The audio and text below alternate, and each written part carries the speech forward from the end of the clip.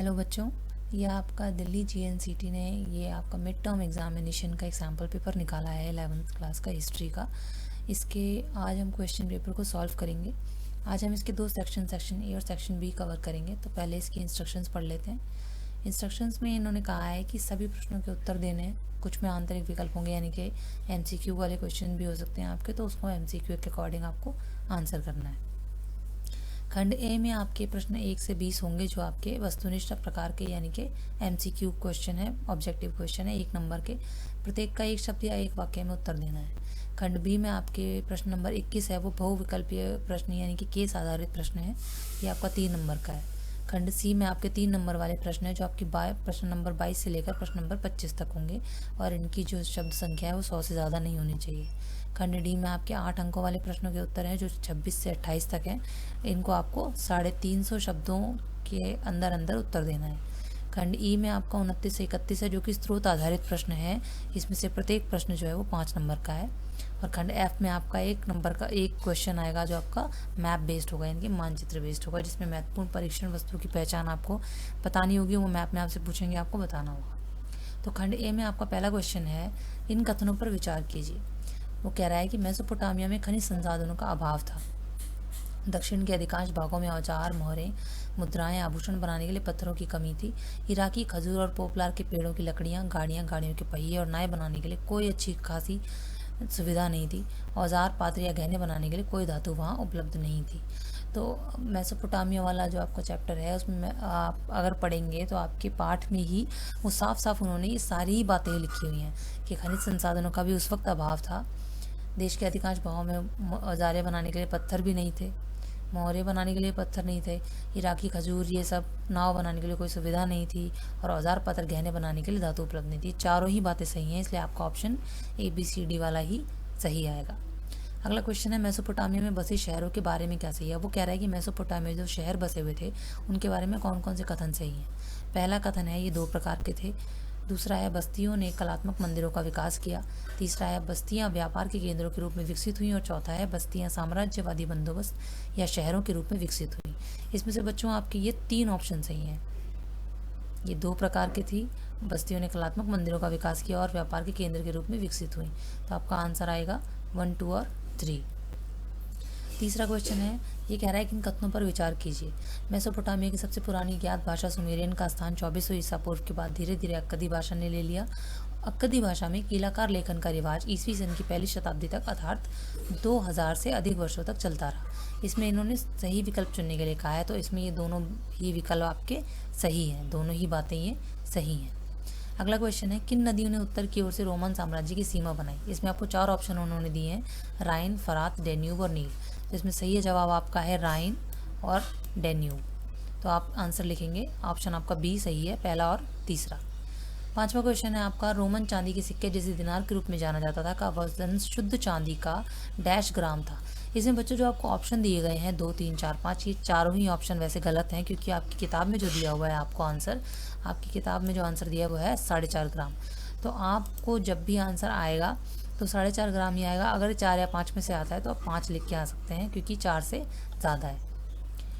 Next question है, उस विद्वान का नाम बताइए जिसने तर्क दिया कि इतिहास केवल राजनीतिक इतिहास के बारे में नहीं है, बल्कि इसमें अंतर्राष्ट्रीय संबंध और महान लोगों के जीवन भी शामिल हैं। इसमें आपके ऑप्शन दिए हुए James Cunningham, Alexander Cunningham, James block और मार्क ब्लॉक।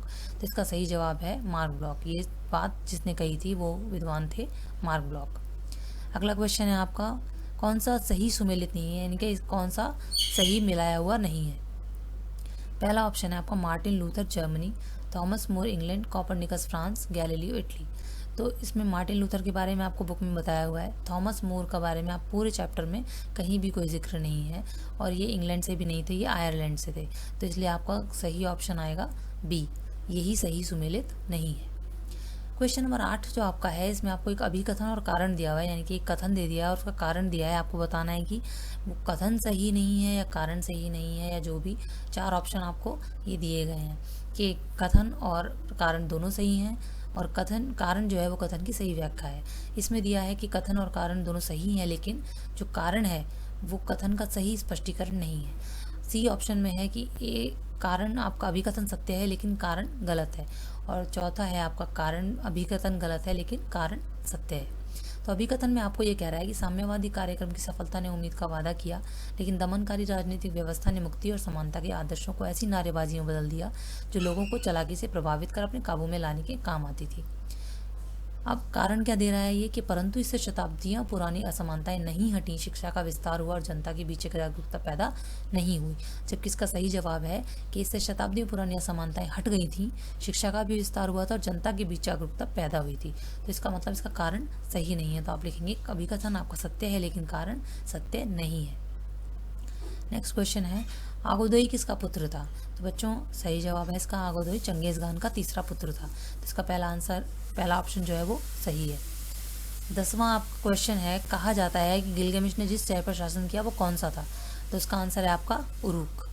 नेक्स्ट क्वेश्चन है आपका कैमेपेनिया किस लिए प्रसिद्ध है? तो कैमेपेनिया बच्चों सबसे बढ़िया किस्म की अंगूरी शराब बनाने के लिए प्रसिद्ध था। अगला क्वेश्चन है लापिस लाजुली क्या है? लापिस लाजुली एक नीले प्रकार का पत्थर होता है जो ब्राइट नीले कलर का होता है। 13वां क्वेश्चन है कहा जाता है कि गिलगमेश ने, ये आपका क्वेश्चन रिपीट हो गया है यहाँ पर, कि गिलगमेश ने किस शहर पर शासन किया था? तो हम ऊपर देख चुके हैं, यहाँ पर ये देखिए हम यहाँ देख चुके हैं कि इस पर उरुक आंसर आपका सही है। नेक्स्ट क्वेश्चन है कि दिए गए सब विकल्पों में से सही जवाब चुनना है आपको। रोमन सम्राट जिसने सोने का सिक्का चलाया था, इसमें आपको उसने 4 ऑप्शन दिए हैं, ऑगस्टस, ऑक्टेवियन, कॉन्स्टेंटाइन और डायक्लोनिशियन। तो इसका आपका आंसर सी है, कॉन्स्टेंटाइन। 15वां क्वेश्चन है धनी कुलीन वर्ग का वो समूह जो शासन चलाता है उसको क्या कहते हैं? तो आपका आंसर आएगा सीनेट, उसे सीनेट कहते हैं। ईसाई धर्म का प्रथम पोप किसे माना जाता है? 16वां क्वेश्चन आपको वो पूछ रहा है, तो इसका आंसर आपका आएगा ग्रिगोरी। इनका पूरा नाम लिखा जाता है ग्रिगोरी प्रथम, तो आप आंसर लिखेंगे ग्रिगोरी। सामंतवादी अर्थव्यवस्था क्या होती है? सामंतवादी अर्थव्यवस्था ऐसी होती है जिसमें किसान अपनी ज़मीन के ऊपर काम करते हैं और अपनी अर्थव्यवस्था, अपना खाने पीने का निर्वाह करते हैं। तो उसमें निर्वाह लायक उनका काम दाम चलता है, तो इसलिए इसको निर्वाह अर्थव्यवस्था कहा जाएगा।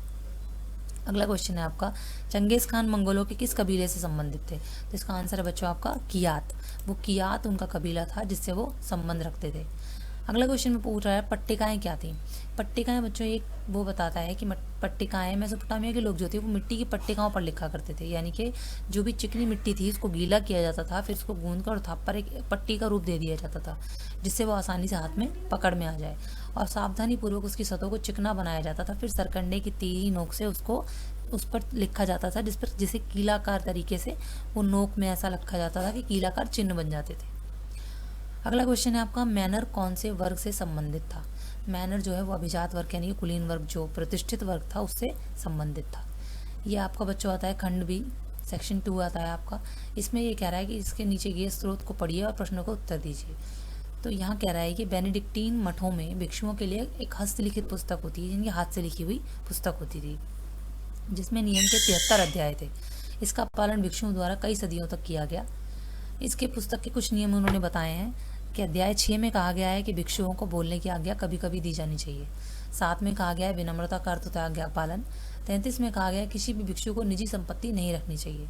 47 में कहा गया आलस्य आत्मा का शत्रु है, इसलिए भिक्षु और भिक्षुणियों को निश्चित समय में शारीरिक क्रम और निश्चित घंटों में पवित्र पाठ करना चाहिए। और 48 में कहा गया है कि मठ इस प्रकार बनने चाहिए कि आवश्यकता की सभी वस्तुएं जैसे उद्यान, कार्यशाला सभी उसकी सीमा के अंदर हो। तो इसके बेसिस पे वो आपसे क्वेश्चन पूछ रहा है। वो पहला क्वेश्चन है कि आत्मा का दुश्मन कौन है? यहाँ इन्होंने देखो यहाँ बता रखा है आत्मा का दुश्मन कौन है? आलस्य। तो इसका आंसर आप क्या लिखेंगे? आलस्य। पांडुलिपि से आप क्या समझते हैं? इसमें उसने ऑप्शन दिए हैं हस्तलिखित पुस्तक, प्रकार की लिपि, भाषा या छपी हुई किताब। तो इसका आंसर है बच्चों हस्तलिखित पुस्तक, यानी कि जो हाथ से लिखी जाती है उसको पांडुलिपि कहते हैं। तीसरा आपका ऑप्शन है मठ की सीमाओं के भीतर आपको क्या नहीं मिलेगा। अब यहाँ इन्होंने देखिए उद्यान बताया, कार्यशाला बताया और भिक्षु जो रहते हैं वो बताए हैं। तो क्या बच गया आपका? जागीर। तो आपका आंसर क्या आएगा? जागीर। मठ की सीमाओं के भीतर आपको जागीर नहीं मिलेगी। ये आपके 2 सेक्शन खत्म हो चुके हैं। नेक्स्ट सेक्शन हम नेक्स्ट वीडियो में करेंगे। तब तक के लिए कीप स्टडिंग।